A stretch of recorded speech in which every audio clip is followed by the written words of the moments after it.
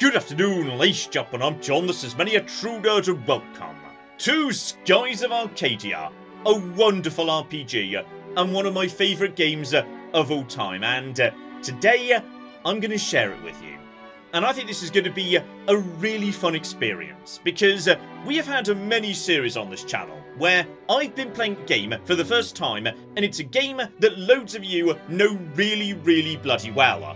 But it's pretty rare to do a game where I know it and love it so much. But for the vast majority of you, it's going to be a brand new experience, because Skies of Arcadia only came out on the Dreamcast and the GameCube. Basically, I strongly imagine the vast majority of you have never seen Skies of Arcadia before. That means today, I get to introduce like thousands and thousands of people to Skies of Arcadia. And that's just cocking wonderful, and basically, if you are a person who's about to experience Skies of Arcadia for the very first time, I envy you. You lucky bastards. So, okay, let's just dive on in to one of my favourite stories in all of gaming history.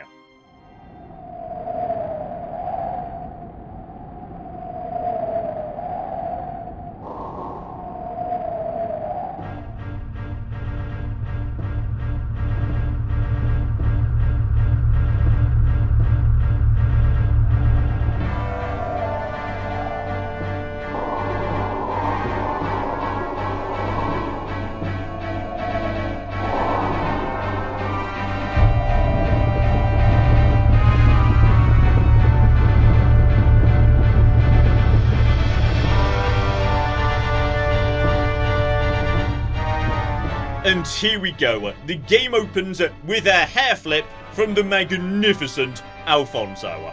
I love Alfonso. Alfonso's cocky great. So, yes indeed, we finally found her. And Admiral Alfonso has ships in range of our cannons, so excellent. Prepare to fire concussion shells on my command, but avoid hitting her ship directly. We need her alive so that we can question her. Fire!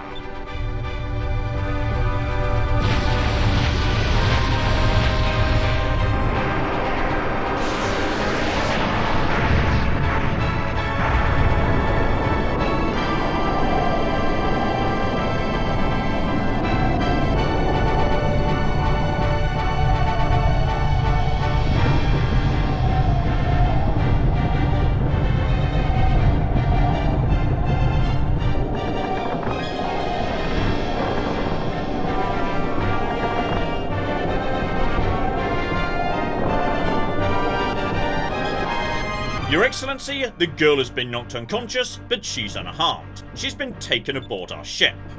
And another hair flip too, you magnificent bastard. Oh, the Empress will be very pleased with me. I'm sure to be rewarded, and rather handsomely, I might add. And what? Where did that come from? That sounded like an explosion. Status report now! And the lower hull's been hit. Someone's attacking us. Attacking us? Who would dare attack a vessel of the Imperial Armada? There's a small ship hiding in the clouds off the port side. The flag. It's air pirates!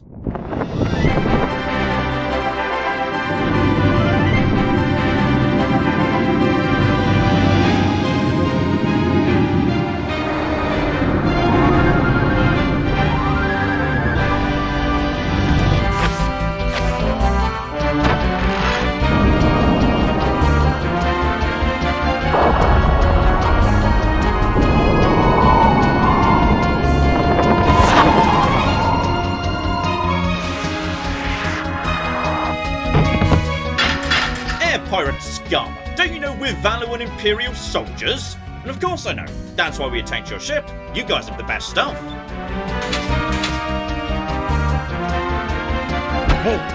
I'm Vise of the Blue Rogues, and in a few minutes I'll be relieving you of all your valuables. Attacking us all by yourself? You're either incredibly brave or incredibly stupid. We'll be tossing you overboard. And unfortunately for them, we've got reinforcements coming in. Vise, you left without me. I'm not going to let you have all the fun. Oh, hi, I'm Ica. I'm a blue rogue like Vise, and we're robbing you. And you dare mock the Valorant Empire with your insolence? kill them, and toss their corpses over the side. And straight away, we're into our first fight of the game because, blimey, Skies of Arcadia does not waste your cocky time. We're like, a few minutes in, and there's already been an evil empire, a princess on the run, and a kidnapping interrupted by air piracy because, this game's just cocking lovely. So, right, let's dive into, the actual gameplay here. And don't worry, I know there's a fair bit on screen right now, but it's actually pretty bloody simple for the time being. What you're looking at here is a turn-based RPG where I'm controlling a team of characters. Right now, my team is just two, Vise and Ica. So all I need to do is give both of them orders, and then we'll watch the turn resolve itself. So, given, the game is implying attacker might be a good default action, and there was just talk of us being killed, tossed overboard, etc, etc, how about we give that a look, say? And plain and simple, all we need to do is pick a target, and Vise will give them a good bonk on the head with his sword. And this is something Vise is very, very good at. Okay, Vise has got a good attack stat, his sword's a pretty good attacking weapon. Basically, he's good at bonking people on the head with his sword. It's something you're going to be doing a lot over the course of the game. So, sure, why not? We'll say, Vise, you need to attack the soldier who's standing opposite you. Which brings us over to Ica, and, okay, I'm just going to say this now to get it out of the way. Because this game has got no voice acting in it whatsoever, there is no confirmed pronunciation for anybody's name, any location name, anything. So, I think this character's name is Ica. Maybe you prefer the pronunciation Aika. I don't know, but it's my series and we're going to go with my pronunciation, so you're just going to have to deal with it. So, okay. On paper, Ica's not as powerful as Vise. Like, her boomerang isn't as good as his sword, her attack stat's not as good as Vise's either, but she makes up for it by hiding a whole bunch of aces up her sleeve. For example, Ica is bloody fast. She's one of the fastest characters in the game, in fact, so basically, she's probably going to get to go first in the turn. And when I say probably, it's because, yes, turn order in this game is based on probability, not just ranking characters by speed. Meaning, she's not guaranteed to go first, and the game is almost certainly about to embarrass me by making her not go first, just to, humiliate me for fun on the first turn of this entire series. But screw it, I'm going to tell her to attack the other soldier, just so we can see the difference in their power. So, come on, gamer, be nice. Let Ica go first, because she's kind of supposed to. It's kind of her entire thing. And she does indeed get to go first. Brilliant. So she does 29 damage over to Vise, and he does a way more impressive 43. The soldiers are both slower, so they get to attack us back, but yes, these are, baby tutorial soldiers. They're not doing that much damage to me. So, right, we made a good start there, but this here is a good example of how Ica's speed can be really rather useful.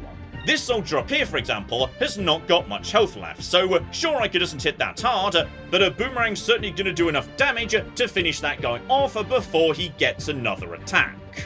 Once again, Ica gets lucky, she gets the first attack in, that guy gets finished off, and okay, on this occasion, that was good for us in terms of the speed rolls, but it's not necessarily always going to go that smooth for me. Still, that's the absolute basics, whole bunch of numbers on screen right now, don't worry about them, I'll explain them as they become relevant. But yes, it's an RPG, so after each fight, you pick up some experience, etc, etc. Unfortunately, yes, this was like, a fairly large Valuan boat, so it wasn't actually guarded by just those two soldiers. Instead, there's quite a lot cocking more. But that's fine, Vise seems, pretty confident about the situation. In fact, he's basically offering them the chance to surrender and hand over the boat straight away. And you bloody imbeciles, what do the two of you think you could do against the five of us? Take 'em out. And unfortunately, oh dear. I think you miscounted, I only see 4. So yes indeed, reinforcements have arrived. Great to see you, Dad. We'll take care of these guys, make your way to the bridge, and shut down the engines. And when we're out here, it's Captain, not Dad. Got it? And yes indeed, Captain Dad. Ica, let's go introduce ourselves to the Captain, and we most definitely should, because the Captain is the magnificent Alfonso, so let's cock it go. And that means we get to dive into our first tiny mini dungeon, so right, let's get to grips with the basics here. Number 1, chest. Always open chests. Not least as, yes, on this occasion, that's a sacred crystal, basically a healing item, which I can use either in fights or outside of them, but in fights, of course, it's going to use up a turn, so probably best to try and heal up between fights if you need to do so. Instead, let's just mosey on through the dungeon and try and catch up with the magnificent Alfonso, because I love Alfonso. He's cocky great. So, right, in we flipping go here, and I suspect, in just a moment as we mosey around the corner, yes indeed, it would appear that air pirates have decided to infest my ship. I am Alfonso, cherished son of Valour's most distinguished family, and an admiral of the Imperial Armada. Normally, lowlifes such as yourselves would never have the opportunity to bask in such greatness. Consider yourselves fortunate. Vi seems, somewhat unconvinced. And more importantly, who's the girl? I never thought someone of your stature would stoop to kidnapping. And yes indeed, you're very observant for a rogue. However, I cannot waste my time dealing with you. I simply must get going. I think I shall have you exterminated, like the pest you are.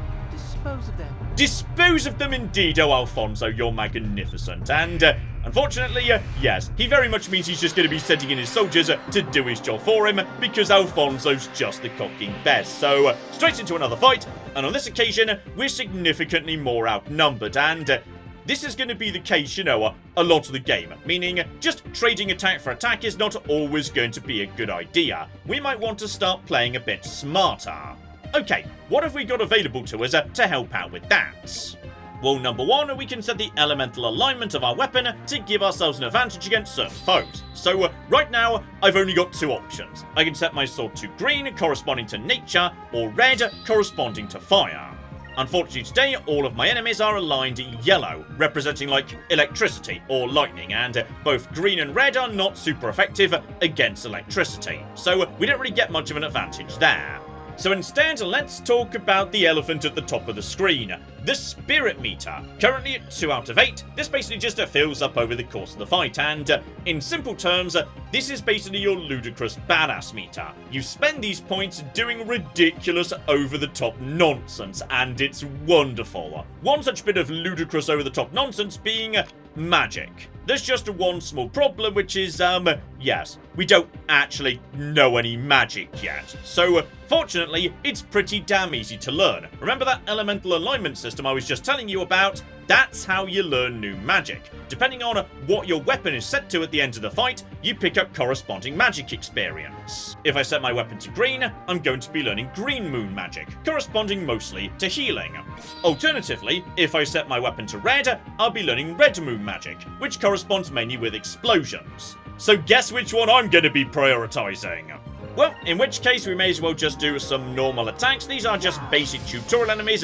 There we go. Vise actually gets an attack off before Ica. As I say, it's sometimes based on probability, not just a straight counting of speed. And these guys appear to be a tiny bit weaker, given that Ica did just kill them in one attack. And on top of that, we just saw a dodge there. So yes, when you're doing regular attacks, sometimes both you and the enemy might dodge out the way. This is another thing where Ica is better than Vise. She is much better at dodging.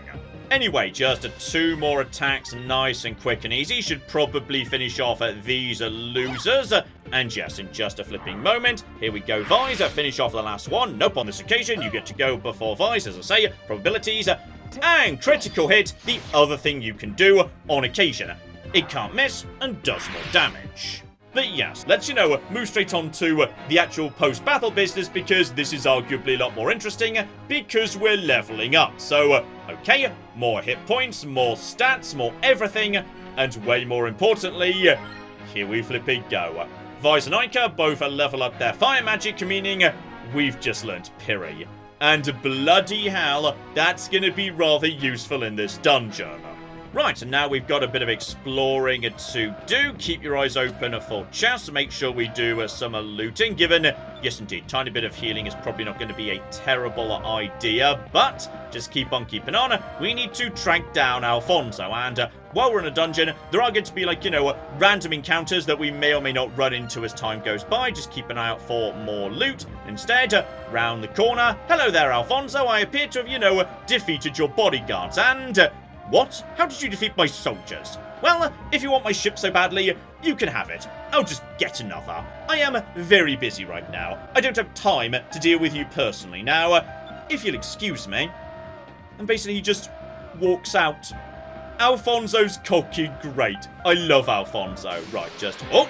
There's a random encounter, but let's just say this one might be a bit easier than the last one we ran into, because we've got magic, and magic costs two things to cast. One, you need to have the appropriate amount of spirit. Piri is a pretty cheap spell, needs 2 spirit to cast. We've got 2 spirits at the top there, so I can do that. And you also need a magic point, which is over on your character sheet on the left there. Visor's got 3 right now, but I don't want Visor to be the one who casts this spell. Instead, I'm going to put Visor into guard mode, which means, if he gets attacked, he takes less damage, and it's also just a good way of skipping the turn if that's what you want to do.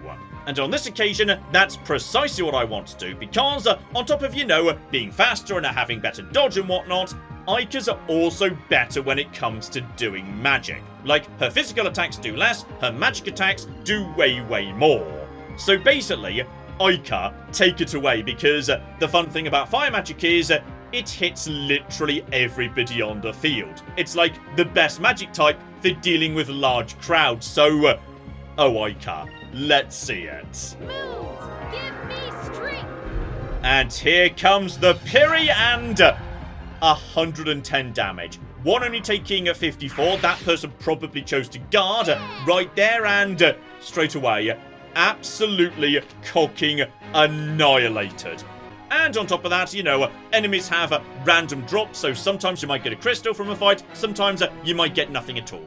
Anyway, as I was just saying, back on the map here, I'm pretty sure, yes indeed, there's a chest right round over here. There's 50 gold. I mean, we're literally pirates. We're probably supposed to be doing some looting and whatnot, so keep on keeping on. If we just mosey around the corner here, I believe, hang about. Is this the alarm switch? If we actually hit this right now, there we go. I'm pretty sure that's going to turn off the random spawns. So, if you want to explore a bit more peacefully, you could do that if you want to. Maybe you just don't like the sound of alarms, I don't know. But how about instead, we, mosey in this direction and try and track down Alfonso. Though, okay, Alfonso just keeps being stylish as anything right now, because if you try and follow him, he's basically outwitted you with a dastardly plan. And the plan is, he's locked the cocky door. Still, that's fine. I'm sure we'll be able to work around that. Magic droplet, that basically, yes, just tops up your magic points, so you can keep doing a little bit of magic, even if you run out. And this here, that's a save point, which I'm going to take advantage of, because, let's just say, we're getting close to our final confrontation with Alfonso for the time being. And in this game, the end of a dungeon means it's time for a boss. Before I do, though, given we did just pick up, a free crystal and whatnot, I'm going to heal up Aika, because saving doesn't, heal you or anything. So, 1 Sacred Crystal for Aika. And there we go, everyone's back up to full health. Beautiful. So, given we can't follow Alfonso directly, we need to go out the side door, and this here. This is one of those moments that really let me know the first time I played this that this is a special bloody game, because as you just step outside here, the music just fades. All of a sudden, it's quiet. You've got nothing but the wind. And as you just go down the ladder, you realise, sure, it was night when you arrived, but you've been in the boat long enough that now it's dawn. And you've got the beautiful light as the ship keeps going, and just the scale of it. Like, how big we're supposed to understand this boat is next to a person. Just, this game is all about scale, and just this one moment, climbing down the side of this gigantic ship. It just really let me know that I was dealing with something quite special here. So, you know what? Let's just nip in the side and prepare for our confrontation with the magnificent Alfonso.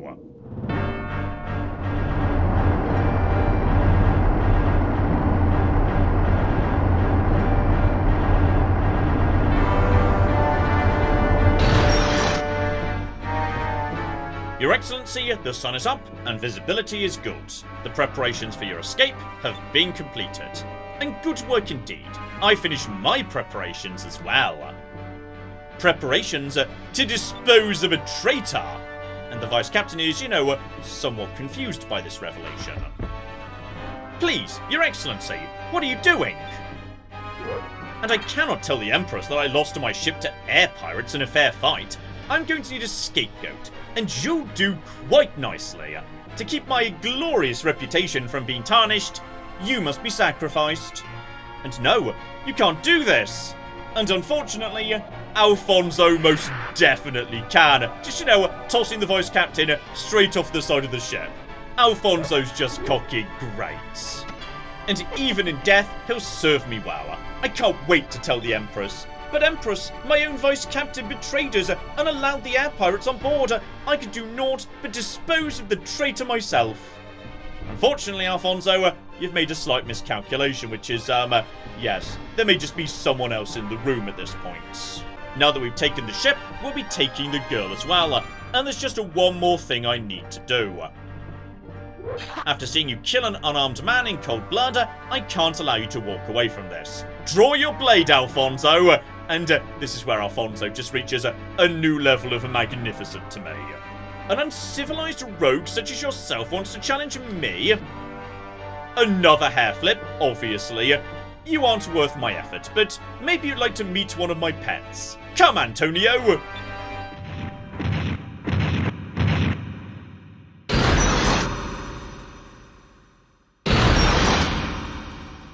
What the cock is that thing? And yes, indeed, Alfonso, of course, doesn't do his own fighting. He just, tosses his pets at you because Alfonso's just the best. And this here is my personal war beast. I was just going to leave him here, but it would appear I found a use for him after all. Antonio, trample the pests and make their deaths as painful as possible.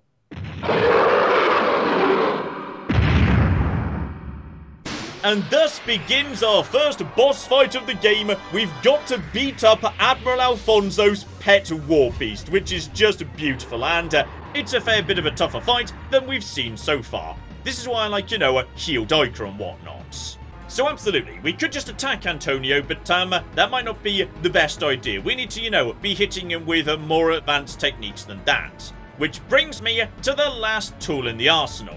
Aside from attacking and magic, we've also got super moves. So, yes, these are basically elite, awesome, ridiculously over-the-top anime nonsense that lets us do an extremely large amount of damage in return for a very large amount of special. On this occasion, we've only got one ability available, Cutlass Fury, that needs 7. So, for the time being, we literally can't do that. Instead, we're just going to tell him to do a basic attack. Ica, however, given her boomerang isn't going to do that much anyway, we're going to do something else with. The final ability over here, Focus, which just builds up the special meter. So, crack on with that. Ica does that first. She adds one more to the special meter. Vice gets one attack in, and, as you can see, Antonio's got a lot of health. Okay, one more attack, Ica. One more focus. That should do absolutely cocking fine. And yes, I suspect at some point, unfortunately, Antonio might be about to reveal he's got special abilities too. So one more basic attack, really not doing much to him. And here we go, Thunder of Fury, his special attack. So, fortunately, yes, we got lucky then because our characters are a bit far apart. That attack could have hit the entire team. And more importantly, we're now ready for the Cutlass Fury. So this is a big physical attack that's going to do a lot of damage. But before that, Ica. Like, she could probably take another hit, but just for safety, I'm going to use her turn using an item. So she can do that, and this of course is another reason Ica's speed is really bloody great, because she's almost certain to get her turn before Antonio gets his, meaning she gets to get a heal off on herself or on Vice before Antonio gets to move in. So Ica is just really bloody useful. And yes, Vice is in a pretty good shape for the time being. We definitely need to focus on Ica. So here we go. She goes first, uses the item, goes back up to full health, no problem whatsoever. And Vice, take it away.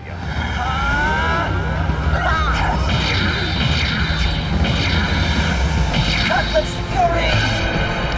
There we go, some silly anime nonsense, I cocking love it. And Cutlass Fury is basically, only 3 out of 10 on the anime nonsense scale in this game. Like, the amount of nonsense we're going to be unlocking as the game proceeds is way, way higher than this. Though, to my mind, yeah, saving her for Cutlass Fury is not the best way to deal with Antonio. You see, right there, we barely did, maybe 100 odd damage, which is fine, but we had to save up to an entire 7 special to get it done. No. I think that there might not be a very good idea at all. Instead, we're just going to do a basic attack against Antonio, though I'm also going to change over to, yes, green weapons, so we can start learning some green magic potentially, given, yeah, it would be nice if maybe Aika could do some healing or whatnot without burning through items. And as for Aika herself, we're going to move her over to doing magic. Aika, how about you have a go with this, because I think you can probably take another hit. Moons, give me strength! Moons give me strength indeed, and look at that, 96 damage, and you may also notice the music just changed too, because the bosses in this game, they have got multiple themes. There's like a neutral theme, then if you're doing well, it goes over to a much more happy theme, and if your characters start dying, there's a much more worrying sad theme, and oh, dynamic boss music, I cocking love it. Okay, just for safety, given one more Thunder of Fury could definitely take out Aika, I'm gonna drop a heal on her. So there we go, 1 emergency heal that gets in before he gets to attack me. No trouble whatsoever, that's Aika's biggest power, right there. 1 more attack, unfortunately, Visor fluffs it, dear oh flippin' dear. And Visor does not get a counter-attack, which can trigger after a normal attack. Okay, probably at this point, go for a basic attack, go for 1 more magic too, and this might be enough to finish him off. There's a counter, which is a little bit on the painful side, but Antonio is very much down on his knees. He's not very happy, and if we're lucky, Aika, not quite, but at this point, he's basically done. Here we go, last attacks come in. We're even using, yes, Aika's tiny boomerang, because why not? Antonio's just, spitting lightning, and a critical hit to wrap things up in style. Mag-flippinificent. So, there we go. Alfonso's pet has been taken care of, and I do enjoy that, the mysterious girl is actually in the background, even in the battle map. That's a lovely bit of attention to detail. So there we go, we level up to level 3, and you'll notice straight away, yes, bonus health, which is lovely for everyone. Vice gains more power, making him good at battering with a stick. Aika gains more will, making her better at magic, and straight away, because we set our weapons appropriately, Aika now knows Sacre, meaning she can exchange a magic point for healing without using items, and way more importantly, we just picked up a really, really useful item, a moonberry. We'll be getting to that in just a second. First, we need to, wrap up our business with Alfonso. And bah, maybe there is more to you than meets the eye. Well, advised of the Blue Rogues, you will rue this day, the day you stood against the Valoran Empire. We shall meet again. And with that, he hops into his tiny little flying machine and basically runs away. Because that's what Alfonso is all about. He is an incredibly poncy British admiral who thinks he's a genius, and then he runs away when it all goes wrong. And Sega, if you're ever remastering this game and you need, like, a voice actor to portray that, I feel like I was born for this role. Call me. I will voice Alfonso. And yes, indeed, our heroes are not particularly impressed with this commander, sacrificing his own men and abandoning the ship to run from a fight. But on the plus side, yes, indeed, he may have been a coward, but he was a coward with gold. We've got ourselves one hell of a score here. The ship, everything on it, now belongs to us. And arguably more importantly, there is of course, yes, the mysterious girl, whose kidnapping we interrupted right at the start of the game. And apparently even her dress is rather unusual. So okay, she doesn't look like she's from around here. I wonder why Valois was trying to kidnap her in the first place, and yes indeed, the mystery of this girl is kinda central to the entire game. Speaking of which, we're going to literally move to her perspective for a moment, given she's currently unconscious and dreaming. So yes indeed, this place. Am I home? Fina. You replace Remy the Moon Elder. However, watch yourself. Do not allow trust Elder. And unfortunately, whatever's going on here, we don't really know much about precisely what it is that she was remembering. And fortunately, we're now back on my ship where she's woken up to this rather confusing sight. And yes, indeed, hello there, lovely to meet you, by the way. And understandably, she's like, a bit confused. And don't worry, you're aboard our ship, the Albatross. I'm Vise, don't worry, there are no Valuan troops around, you'll be safe here. And yes, indeed, thank you very much. And you don't need to thank us, we're Blue Rogues, we're always here to help people. My name's Aika, lovely to meet you, could you tell us your name? And my name is Fina. So she's willing to share it with us, but yes, she's certainly a bit on the reluctant side. There's a lot of mysteries about this girl we need to solve yet. Oh, and here we flippy go. Right, so this game has got something delightful in it, which is very often when it comes to what Vise needs to say in a conversation, you actually get a choice that feeds into a reputation system. So yes, this is the very first one in the game, and it is a really bloody weird one. Given, okay, where are you from? That's a bit on the rude side. She's only just woken up. Give her a second, Vise. That's a strange name. Very rude too, for a different reason. But that's a great name is a weird thing to say as well. Like, that's a nice name. That would be socially acceptable. That's a great name. That's a bit weird and too far, Vise, okay? That's just an odd thing to say, but it's the best of a bad bunch, so we're going to go with it. And because you hear that noise in the background, you know you've successfully picked the right option as far as the game's concerned. And as the game goes on, there's going to be a few we're going to run into that are going to be a bit tricky to figure out what the correct option actually is. So, unfortunately, yes, on this occasion, the game is fully willing to admit that it's an odd thing to say because Vise is just the king of putting his foot in his mouth. So, Fina, that's a great name. It's so feminine.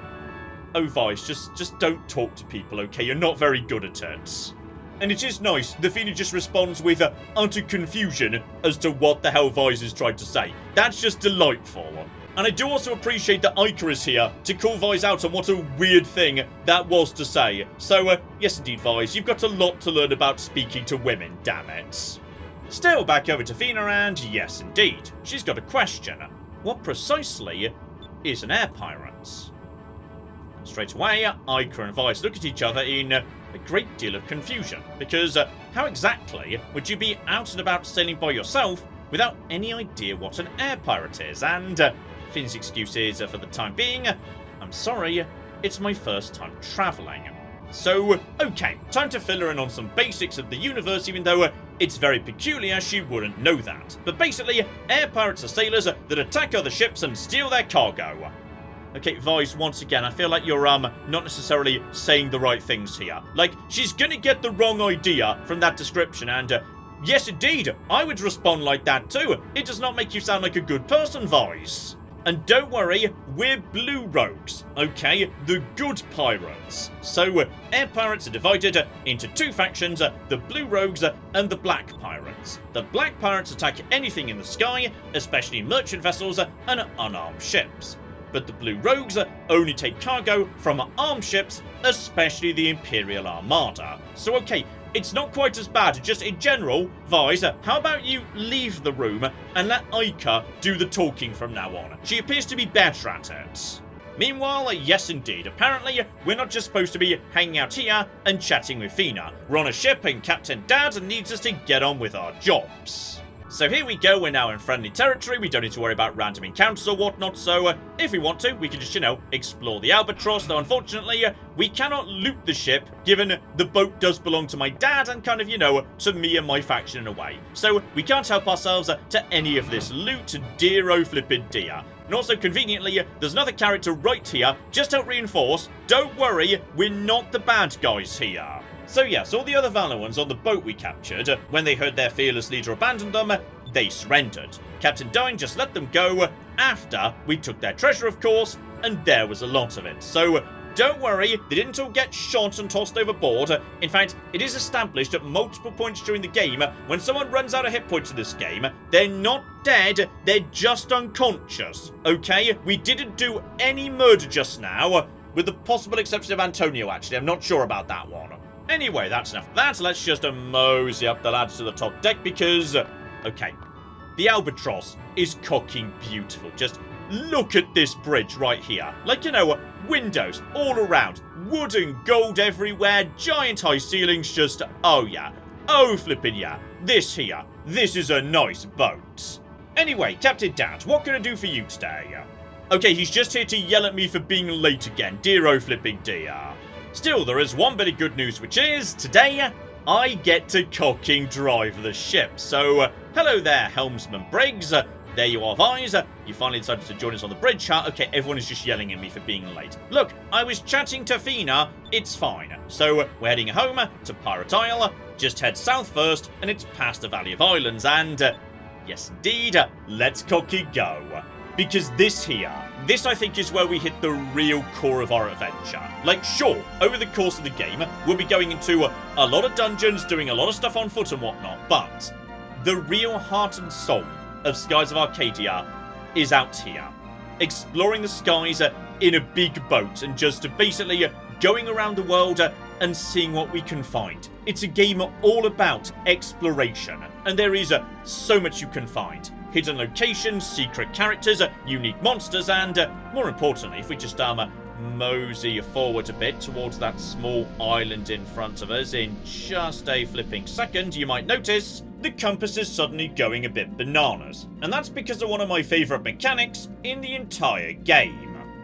Say hello to discoverers. So, round the world, just dotted around the skies, you will find random curiosities.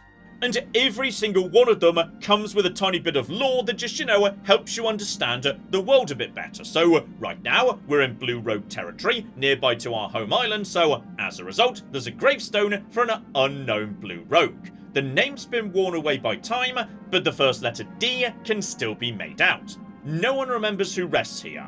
And wonderfully, you can actually sort of figure out who it is later in the game, so just keep in the back of your mind a pirate long deceased whose name begins with a D. And on top of that, as the game reminds me, given I forgot to mention it, yes, when you make discoveries, you can also sell them for very good money when you get to a proper town. So, you know, there's also a good reward in it for you. Brilliant.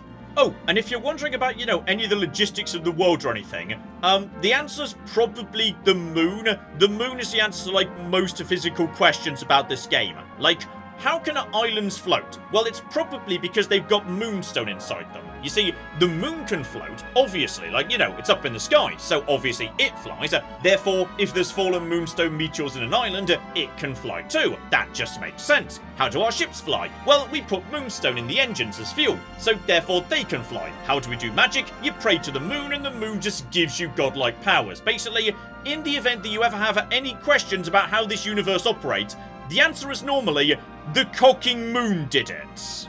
Anyway, let's get moving because yes, we were told to go through the valley to the southeast, also doing a bit of fishing on the way past because that's nice easy money.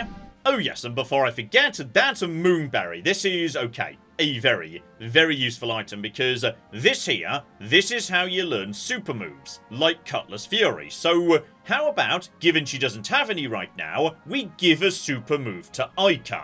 Here we go, Aika's first super move. She spins her boomerang around, summoning a vortex of flames to strike all enemies in a line. So, yes indeed, as you may notice from the mention of in a line, combat's going to get a bit more interesting as time goes by. For the simple reason that, yes, all of a sudden, positioning is going to start mattering. Right, that done, just a mosey about, help ourselves to some fish, prioritising, yes, the lovely red ones if we can spot any, given they are worth a lot flipping more. Obviously, you know, you tend to find fish close to water and whatnot, and in just a second we'll probably run into some nice enemies who can help us demonstrate Aika's new ability. Here we flipping go. because Alpha Storm is a really, really bloody cool ability. But it takes, yes, 4 to use, so what we're going to do is just guard to basically pass the first turn so that, the enemy can't do much to us, and next turn we'll be ready to go properly. So, they're probably going to launch a few attacks. No, on this occasion, maybe they were guarding too. Basically, the entire field decided to guard. Beautiful. Vise is guarding again because, oh, I can't. It's time for an Alpha Storm, though, okay. This here, as I say, is the first time we're having to start thinking about positioning. This isn't really the optimal time to be using this attack. A whole bunch of enemies are clustered together or standing in a line, she could hit all of them. Probably these guys are too far apart for us to hit both, which is a bit of a shame, but I'm going to do it anyway, because, quite frankly, it's seriously badass looking, so why the cock not? In fact, you know what? As we probably can't hit both of them, Vise, you go for that one, and you use your Alpha Storm on the other, because, seriously, I feel like this is a big step up in the stupid, over-the-top anime attack stakes. Just take it away, Icar. Back off! Alpha Storm! Seriously, that's a big step up right there, and it just annihilates that bastard. So, yeah, for dealing with crowds of enemies, very, very powerful indeed. The Gasling number 2 comes in for a small attack, and then Vise just finishes it off. No problem whatsoever. There's a tiny ghost or something, it's not entirely clear. But, they're dead now. Life is good. We get to, pick up some experience and even level up too. Vise just sneaks over to level 4, meaning once again, he gets a bit more power and slowly starts specializing more and more towards being good at battering people with a stick, and we just got a cocking Moonberry. That is cocking wild! Seriously, there's a really interesting drop table in this game where, just occasionally, by sheer coincidence, you can pick up really valuable items out in the field, and just 2 random enemies. Really weak enemies just gave me a cocking Moonberry. Okay, we're going to hold on to that one for the time being, but oh, blimey, this playthrough, as it turns out, is cocking blessed. I love it. Right, that's enough of that. They did say go southeast through the valley, and that's precisely what we're going to do, because, hang about, there we go. That there is our home, Pirate Island. Let's check in there, because you know what? With that ship robbed, I'd say we've had a really bloody good day of air piracy. And here we go. This is our home right here, Pirate Island, and it's lovely. There's Visor's mum, by the way. Visor's mum just, come out to watch the ship come home, which is delightful. So, no, seriously, this game just looks lovely. It's just such a lovely, colourful, charming game. It's marvellous. And we've got one last rather nice surprise too, which is the island's got a ridiculously giant trap door in it so that we can, hide the ship inside, given I assume piracy is, officially illegal or something. So, in we go to our giant secret underground pirate base, because, this game's just got everything you could ever want in a game, damn it. So yes, indeed, for our own security, this is the underground port inside of Pirate Isle. From the outside, the island just looks like a quiet, peaceful village. But the inside, that's where our headquarters is located. So we've got armories, shops. So right, first things first, we've got to give Fina a tour, or rather, no we don't. Because, yes indeed, Captain Dad wants to have a quick word instead. Come to my office immediately and bring the girl with you. So okay, the tour might need to wait. Unfortunately, Captain Diner wants a word urgently. I choose to interpret that as yes, less of an order and more of a suggestion, given, okay, Vise has form, being late to things when he's ordered to do things. In fact, I can literally prove in the game that, Vise shouldn't be expected to follow orders and be on time and whatnot, because, remember that reputation system I mentioned to you earlier?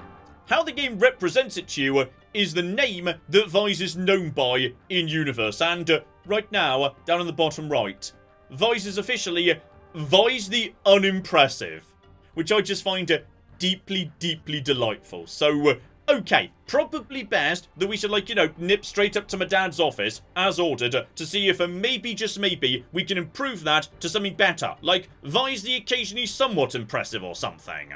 After all, there'll be plenty of time to, check out the tavern, the shops, etc., later. Just for once, let's actually, do as our dad orders and mosey straight on up to the top of the base to have a nice chat with him. So here we go, up to the top, inside, and yes indeed, Captain Dad, Vi's reporting for duty. For once I didn't get sidetracked by, any other form of looting, side questing, etc, etc. Vi's and Ica reporting for duty, and we brought Fina like you requested. So, okay, I appear to be, doing this all professionally today. Magnificent. And even so officially, I'm a little bit late. But not like, that late. So honestly, this is a step in the right direction. So, alright team, come on over. Young lady, I'm Dine, captain of the Blue Rogues. There are some questions I want to ask you. Will you answer them for me?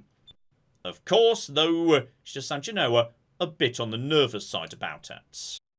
I've been sailing for a very long time, and I've never come across anyone wearing clothes like yours. What country are you from, and why were you travelling alone out there?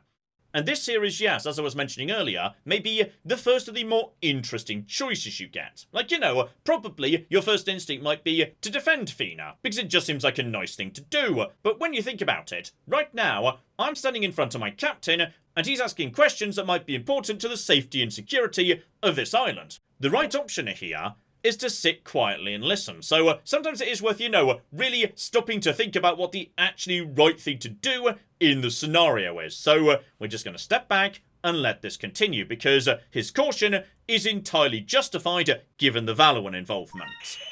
So I step back, do nothing, and because I didn't say anything, Ica jumps in instead, saying you worry too much, Fina's just a normal girl, and unfortunately she is most definitely not. Multiple people have pointed out there's something a bit peculiar here, in terms of dress and how, somehow or another, she appears to know nothing about the day-to-day workings of the world. So, Diney's not happy about this. Silent Ica.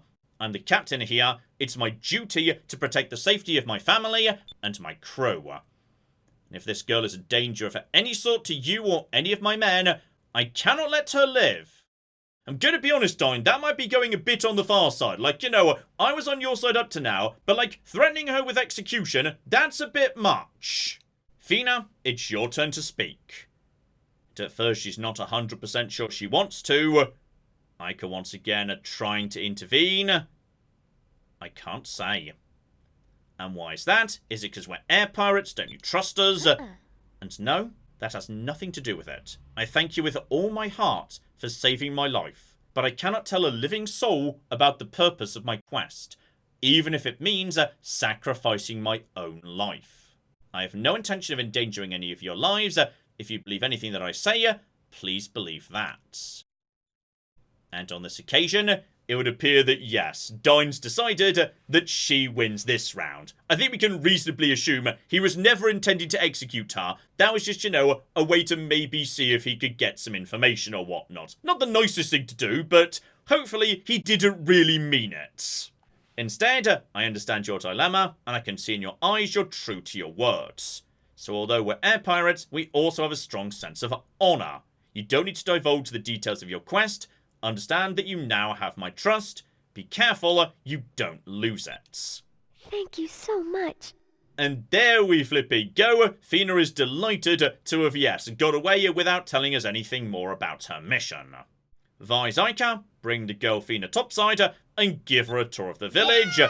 And there we go. That's more cocking like it.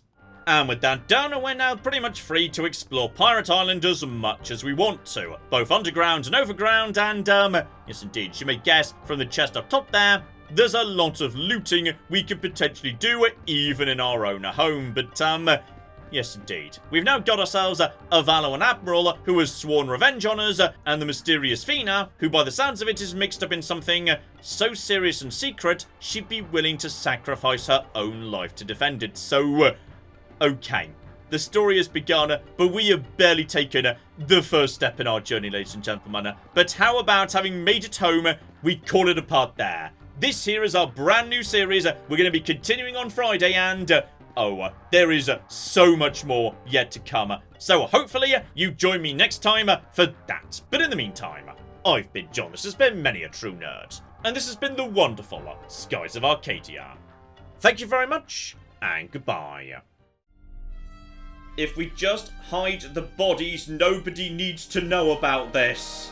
Yes! My stupid plan has worked! It turns out I'm a genius. The giant rat scorpion is not gone. Oh, hang on. There's more yet, though. I'm still being very shocked. Guys, where's the NCR? Nobody needs to know.